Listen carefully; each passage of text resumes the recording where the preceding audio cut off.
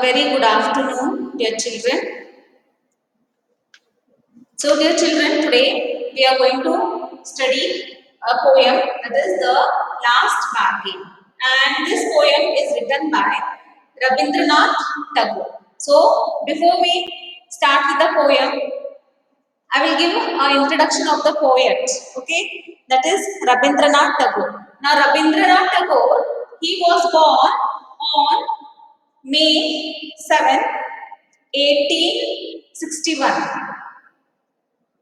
and his birthplace is Calcutta. He died on 7th August 1941. Bengali poet. He was a Bengali poet. He has written short stories. He was also a song composer, playwright, essayist, and a painter. Rabindranath Tagore wrote Jana Gana Mana, the national anthem of India, which was first composed as Bharat Bhagyo Vidata. In 1913, Tagore won Nobel Prize in Literature. He was the first non-European to win a Nobel Prize in Literature. And children, do you know that he also wrote the Bangladeshi national song, that is Amar Sonar Bangla. So this was all about Rabindranath Tagore. Now the poem, The Last Bargain. Now what do you understand by this bargain? Can anybody tell me? Huh? Not an argument. Buy and take is something give and take. Okay, you go to the market. Yes? You go to the market. Okay, you buy. When you buy something, you give something and in turn you take something, right? Yes, ma'am. That is a bargain. Okay? So it is a give and take. Bargain is what? Give and take. Okay? An agreement between two persons. It's an agreement between two persons. Now you understood what is bargain? Yes, ma'am. So bargain is an agreement in which both parties promise to do something for each other. So both the parties, that is two people, they both agree to do something for each other. That is a bargain. So this is clear? Yes, ma'am. And now you understood what is the meaning of bargain? The bargain is a give or take. Okay. So now I will read the poem. Okay, look into your textbooks. Come. Okay, afterwards. Okay, not now. Shall I start? Yes, ma'am. Yeah. Come and hire me. I cried while in the morning I was walking on the stone paved road. Sword in the hand, the king came in his chariot.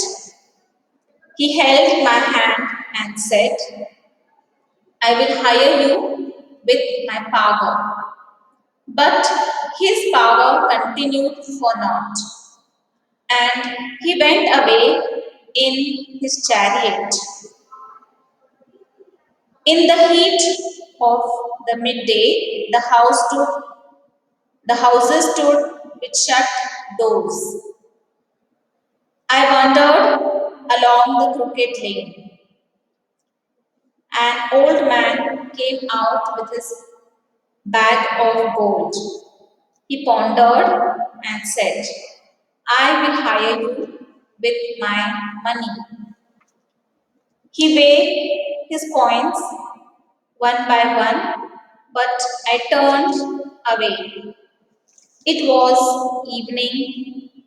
The garden edge was all aflower. The fair maid came out and said, I will hire you with a smile. Her smile paled and melted into tears, and she went back along into the dark. The sun glistened on the sand, and the sea waves broke waywardly. A child sat playing with shells. He raised his head and seemed to know me and said, I hire you with nothing. From hence forward, the bargain struck in the child's play made me a free man. So, this was the poem. Okay, now we shall come to the first paragraph again. Come and hire me. Now, here the meaning of hire is. Okay, hire. To give somebody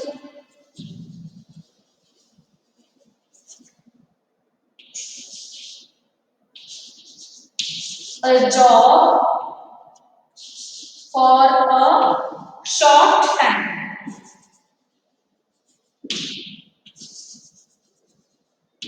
Okay, the meaning of hire it is to give a job for a short time. Now, here what is the poet saying? Come and hire me. The speaker is telling, come and hire me. I cried in the morning. I was walking on the stone paved road. So the speaker, he wanted a job, okay, and he was telling, come and hire me. Okay, and he cried while in the morning. So it was morning time, and he wanted a job. And where was he walking? He was walking on a stone paved road. Rudrakshi, mute your system. Yes, good. So he was as he was walking on the stone paved road. Stone paved road means covered with stones. Okay, stone paved.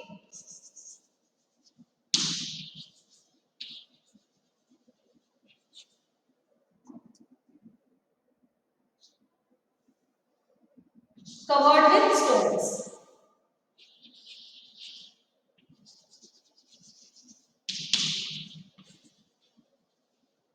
So the speaker here is walking, and where is he walking? He's walking on a stone paved road. Now what happens as he was walking, okay? Sword in hand, the king came in the chariot. So the king had a sword in his hand. The king had a sword in his hand and he came in a chariot. Now what is chariot?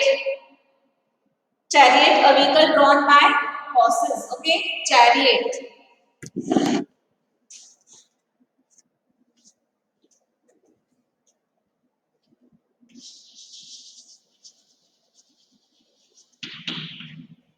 A vehicle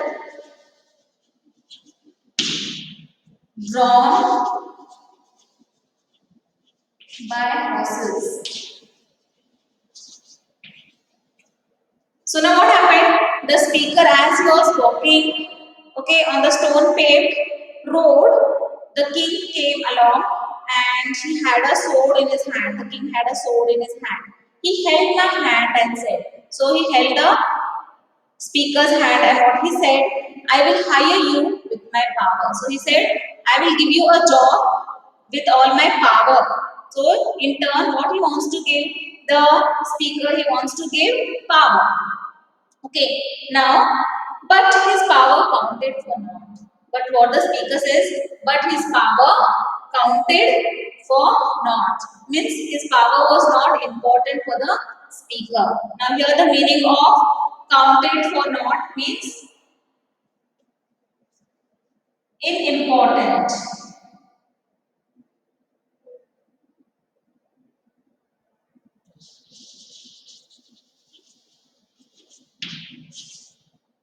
Counted for not.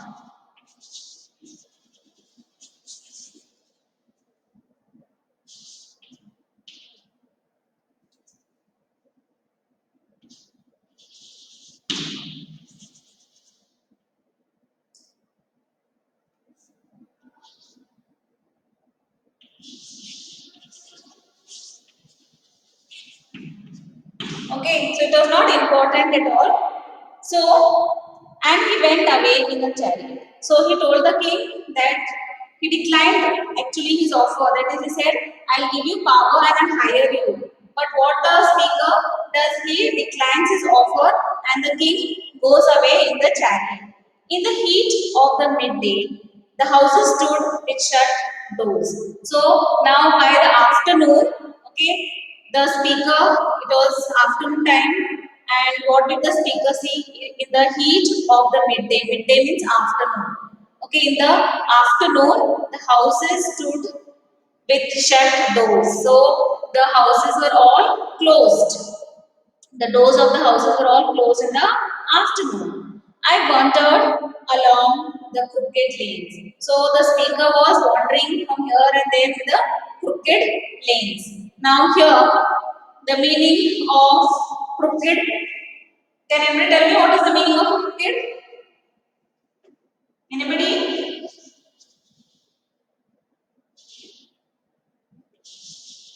Twisted. What it is? Twisted. Okay, crooked means twisted. So he wandered means he was moving here and there along the crooked lanes. So the twisted lanes, the speaker was moving. An old man came out with his bag of gold. So while he was wandering in this street, who came out? An old man. He came out with his bag of gold. So this old man came with a bag of gold. He pondered and said, now here the meaning of pondered. What is the meaning? He thought. Pondered means thought.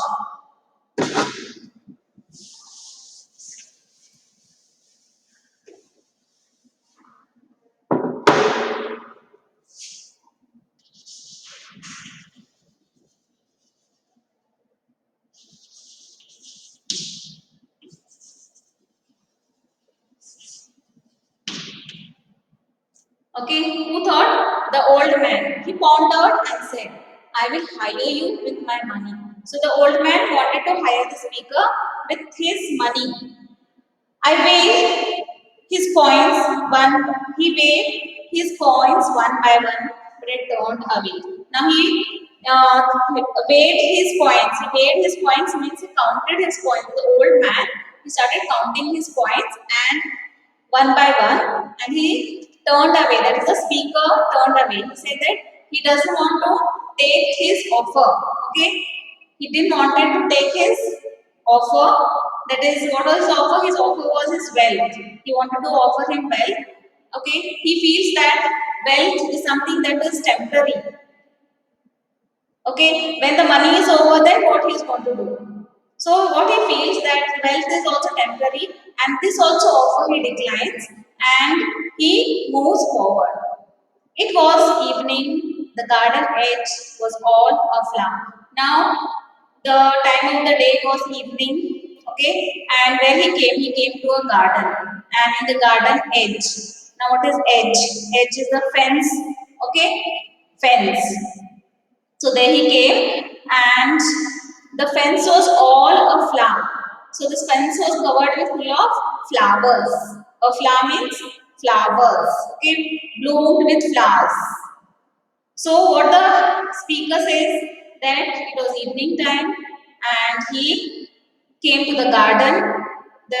He saw a garden, the edge was full of flowers, and what he saw, a fair maid came out and said. So it was a garden and there was a house, and from the house one maid came, and what she said, I will hire you with a smile.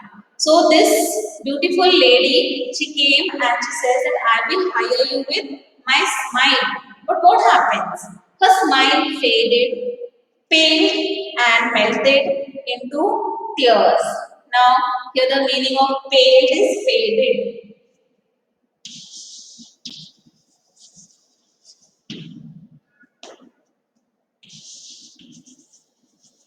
Okay, the meaning of pale is faded. So what happened? Her smile paled and melted into tears. So what happened? Her smile faded and tears started coming, and she went back alone in the dark. And this lady went in the dark. Now, what is the poet that is Rabindranath comparing? He's saying that beauty. Okay, first was power, second came wealth, and third comes the beauty. Okay, and this was also declined. This bargain was also declined by the speaker. He says that beauty also doesn't last for longer. Okay, beauty comes and beauty goes. So he says that this also will not last for longer. So back alone into the dark, went back alone into the dark. The sun glistened on the sand, and the sea waves broke waywardly. Now, the poet had declined the three offers. The first offer was of the king, the second offer was of the old man, the third offer was of a beautiful lady. Okay, all the three offers the speaker declines, and then he goes to the next.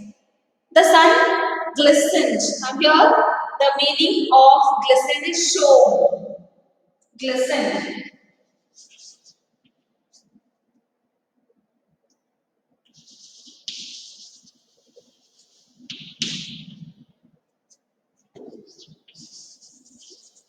Now, what is the past tense of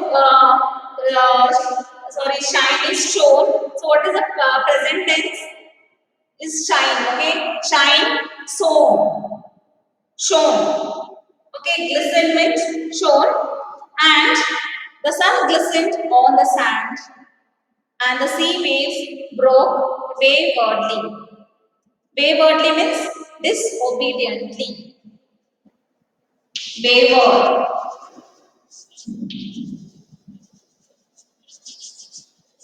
The meaning is disobediently.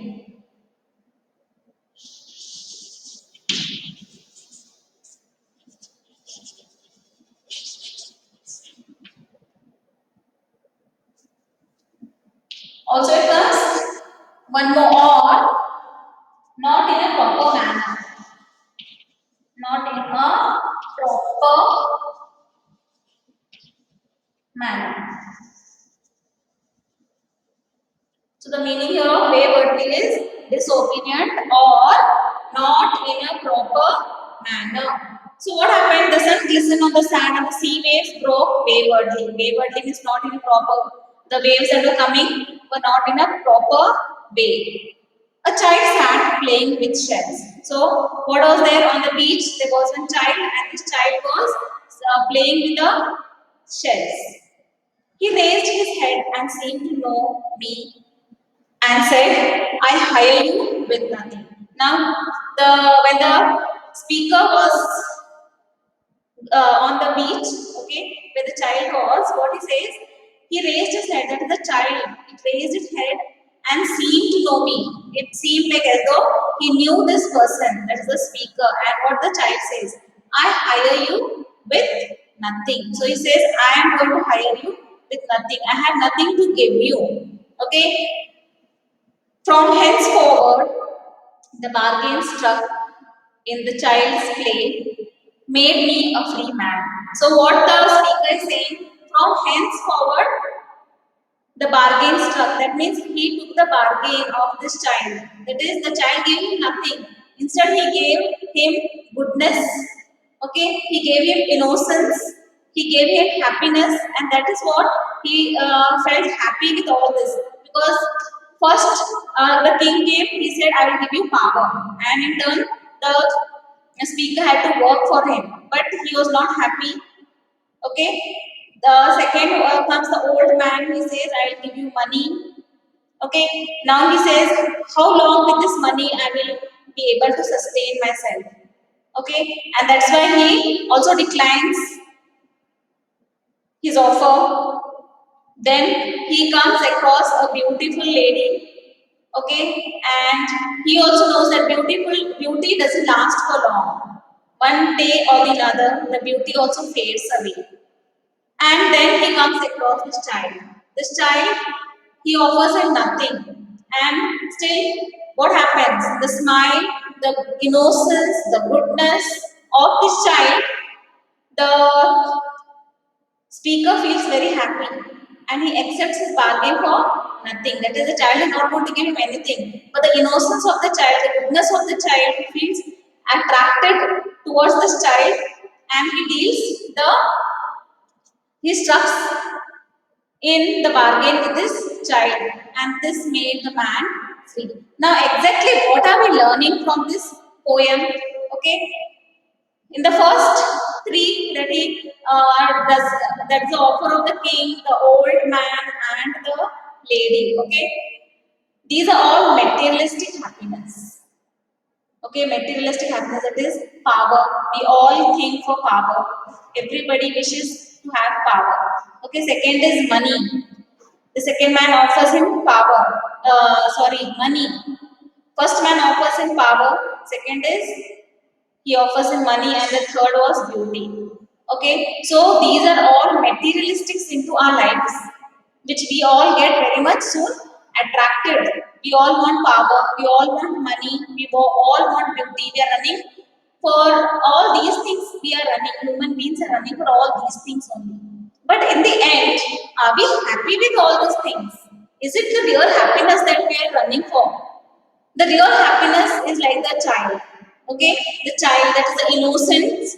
Okay, the goodness, the simplicity. All these are the happiness that in the end we actually have to, that we need actually. But we have forgotten all this. We are all running for power. We are all running for money. We are all running for beauty.